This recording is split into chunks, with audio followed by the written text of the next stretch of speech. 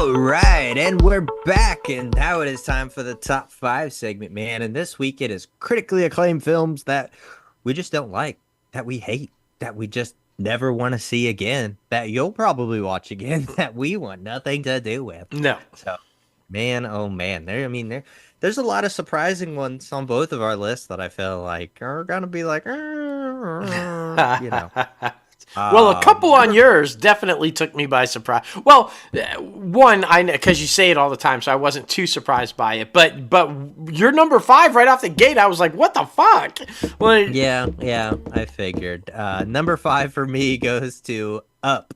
I just thought it was not entertaining. I just thought it was slow. But it was also, to its credit, it was also around the time that I was like becoming a teenager, and so like I never really gave it a chance. But even now, I still don't watch it like that. But yeah, I don't know. I just I just thought it was slow. I just thought it was slow pacing, and everybody knows how I am with pacing, so that was the biggest reason. Well, let me ask you a question though. Now that you're grown up, now that you're married, and have you watched it again from a married man standpoint? Because it's a lifelong love story about this couple who's endearing love over all the. I say go back and watch it now as a married man and see if there's any difference. See if there's any. Yeah. You know what I mean? I have not watched it. Yeah, I haven't watched it in many maybe years. You can appreciate the love story aspect of it, even though it's kind of drawn out, right? Like, I mean. I don't know. Just saying. I was shocked to see it on there, though. My number five, Spring Breakers. I cannot fathom why this was liked by the critics. I'm sorry. This was a movie that was an hour and a half long, gratuitous shot of pretty young girls in bikinis, with no other purpose than to show pretty young girls in bikinis.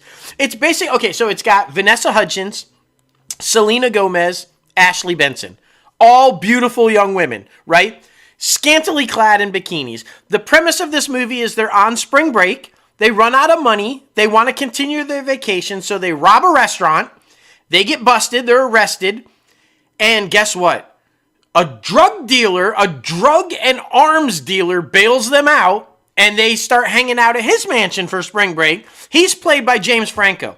So it's a fuck-up, twisted James Franco, who's in real life already had some creepy allegations against him, possibly about young... basically hanging out with these three young girls in bikinis doing crazy, stupid shit. I didn't get it. I didn't like it. I just didn't see the point of it. If you were going strictly to see these three girls in bikinis, fine. But you could have saw that anywhere. This movie why critics jumped on it, I couldn't possibly tell you. I thought it was like dumb as shit and pointless. My number five, Spring Breakers. Dumb as shit and pointless. Yeah, I never gave that one a chance. It was understandably so. Yeah, don't. Just don't. That's funny. Number four for me goes to the original Fargo. I just recently watched this one, and I just wasn't impressed. And I mean, people have talked about it for so long, and like the TV show where, you know, it's an anthology, so it spins off into its own thing and all of these different cases and stuff. But I'm talking about the original film, and I didn't connect with it, I guess. I just felt like the writing was weird. I couldn't decide whether or not it was going to be a comedy or a thriller or a drama. So like, I don't know. I just felt like the writer, and I mean, I forget who it is, but it's somebody, I just didn't think they knew what they were, you know, trying to accomplish. I felt like there was no real goal. They were just writing a story, and they didn't know how to interpret the story. That's just my opinion. But yeah, I just did not enjoy that film. So number four for me, Fargo. I found it just entertaining, just in the I mean, everybody walked around trying to mimic the accent after that movie, right? That was like the thing. But yeah, I'm with you. I feel you. My number four, I had really high hopes for. I love Aaron Foskey as a director. I think he's brilliant. He's just one of my directors that I really like watching his stuff. So I'm thinking Aaron Foskey, this is going to be good. It's a phenomenal cast. Russell Crowe, Jennifer Connelly, Anthony Hopkins, and Emma Watson. With Aaron Foskey. I'm like, okay. I'm talking Noah. I don't think I have to tell you what the story is about. Noah. But I'm thinking, okay, this is going to be an epic biblical adventure. You're in the veins of a Ben-Hur, the Ten Commandments, right? And with that cast and that director, hell yeah. Hell no. It was fucking boring as shit, even though they tried to make it adventurous. I'm with you on the pacing thing. It just did not flow for me. It was fucking boring as shit. And even when they had, like, supposed, like, edge of your seat shit, just didn't work for me. I was like, this could have been something really great, I thought, but it failed. It was not a Ben-Hur. It was not a Ten Commandments. And even with the cast, it just didn't click for me. That arc sank and all the animals died. That's what I'm saying. It didn't work for me. Noah, my number 4. Couldn't click. Just didn't. Understandably so. Yeah, I didn't want to watch that one either. No, it just. Number 3 for both of us goes to The Lighthouse. We have talked about this one quite often, and I mean, it was in a lot of people's conversation for the award season, and it just wasn't entertaining. Talk about pacing. That thing was so freaking slow, and then the story was just weird, man. Like, I mean, why are y'all fighting over a doll to like jerk off to? Like, I don't know, it was just weird. Like, William Dafoe and freaking Robert Pattinson before Batman, so we're like, okay, whatever, but it was really weird. I hated every second of it, and it was one of those times where I'm like, okay, are we going to walk out? How much time's left? One of those things. Oh, yeah. It felt like we were in that theater for, like, hours. Like, hours and hours. It seemed like it was never going to fucking end. And, yeah, it's just some weird shit. They're just weird scenes, and I get that isolation can sometimes make you go crazy. I get that isolation can make you hallucinate or just, what.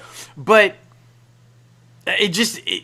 if that was the goal, it just didn't click. It was just erratic and all over the place, and it didn't make sense at times. And it was it was just a lighthouse I wanted to get the fuck out of as quickly as possible. It just did not work. Right there with you. Lighthouse. In fact, it turned me off of lighthouses for a little bit. I just didn't even want to go to a fucking lighthouse because of the movie. Like, I was just like, fuck that shit. Yeah, just weird as fuck. And Willem Dafoe is weird as fuck to begin with. But he took it over the top in this fucking movie. Just, I don't even know, man. Yeah, it was a little rough. Number 2 for me goes to Someday Maybe. Now, this is one with Anne Hathaway and other people, but it's supposed to be like this epic love story of these two people who are best friends and then tried to get together, and then like it didn't work, but then, they each get different relationships, but they still have feelings for each other, and then they end up together, and then she gets hit by a bus. Yeah. Like, it was the most waste of time I felt like that I've ever watched. Like, I mean, I don't know. It wasn't for me. Like, even they came out with a show on Netflix kind of like loosely based around the same thing, and I'm just like, what? Why did we even go through all of that? So, I mean, that was one of those times where I was just like, what was the point? Yeah. What are we doing here? I understand it's life sometimes, but like, we're supposed to get away from things while we're watching movies and listening to music, and you show me this shit. So yeah, I did not feel for it. So number 2 for me is Someday Maybe. Okay. I can honestly say I've never watched it, so I don't know. But that doesn't sound like I want to watch it, so maybe not. My number 2 somehow, some way, won the Academy Award for Best Picture. And to this day, I cannot rationalize it in my head why. I am talking about The Shape of Water by Guillermo del Toro, who's a brilliant director, fantastic director, normally really like his stuff.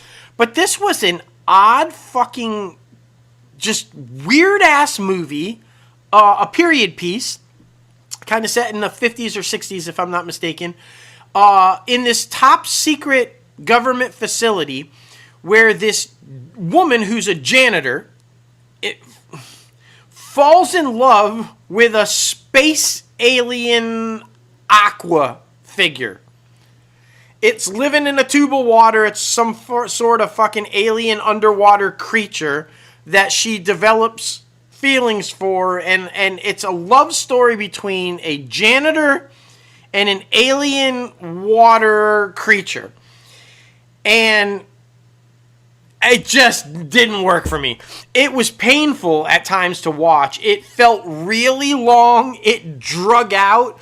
I didn't understand the purpose of the love story aspect to it. I felt like I didn't get enough. I'm like, I don't understand where the love story is coming from. What are you trying to say between her and this fucking fish man? I don't get it. And this thing was like talked about like it was the greatest piece of filmmaking ever in existence when it won the Oscar. And I'm like, it's fucking a weird out whacked version of like a space Aquaman or something. It was just totally... The Shape of Water. I have nothing else to... The only positive thing I will say about this is that it's something I can't say about my number one, in that I actually sat through the whole thing. I made it from start to finish, but I will never fucking watch it again. And just... Sorry, Guillermo. Look, man, you're a brilliant filmmaker, but that one... You got an Oscar for... I can't explain why. Me personally, I cannot explain it. Yeah, it makes sense. It's a weird one, bro. Number one for me goes to one that I've talked about a lot, and I mean, I know you have different opinions on it, but I don't know. I was just so uncomfortable the whole time. And I'm talking about Joker, Joaquin Phoenix, and it made me really uncomfortable as someone who has, mental health issues and deal with it on a daily basis. I don't know. It made me really, really uncomfortable to be in the life of somebody who is much more in their mental health journey than I am. So, I mean, like I said, it just made me super uncomfortable the whole time. There were different aspects that I really enjoyed, but overall, I'm just like, okay, when's this going to be over? Because I am so uncomfortable the whole time. And like the whole thing with his mom bathing her and like the imaginations, it was just really out there that I just could not get a grasp on. So that's why. But number one for me, man, Joker. Not going to see the second one. Okay. Yeah. No, we've talked about this on numerous past shows. So if anybody's a fan of the show, you know what we think about it. you know, so it was no surprise to me that it was on your list. If you're a fan of the show and you've listened to past episodes or whatever, you also know this one had to be at the top of my list because I said it constantly. My number one is Roma. Again, an Oscar contender, right? Directed by Alfonso Cuarón. I want to make sure I get his name right. I have yet to get through the movie.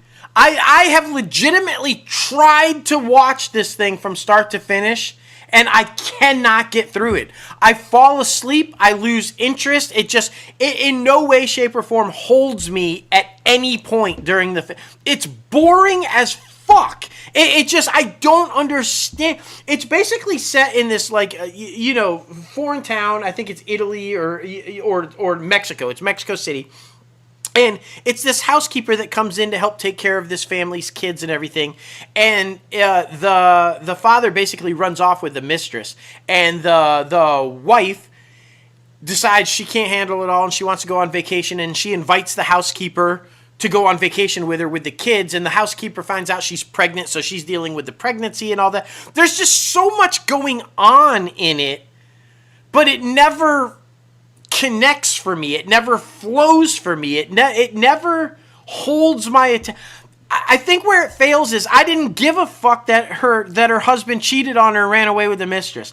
I didn't give a fuck that the housekeeper's pregnant. I didn't want to know why the housekeeper's pregnant. I didn't know why she wanted to take her on. I was never invested in a single one of the characters, so I didn't give a fuck to find out what happened to them.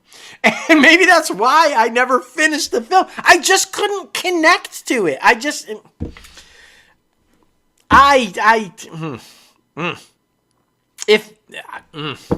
It's different. There were so many other films that year that I feel like deserved the nomination over this film, and my number one, Roma. I just, that's all I can say about it. I can't even finish it. That's how bad I think this film is. I have yet to be able to finish it. It's that bad. It's that bad. There it is. There it is. Well, we want to know, what is your top 5 critically acclaimed films that you don't like? Please be sure to comment below, or let us know your number 1 film that everybody loves, but you don't. Please, please, please be sure to comment in the YouTube section, or add us on X, Threads, all the good places. We love the fan interaction. We do. Be sure to do that.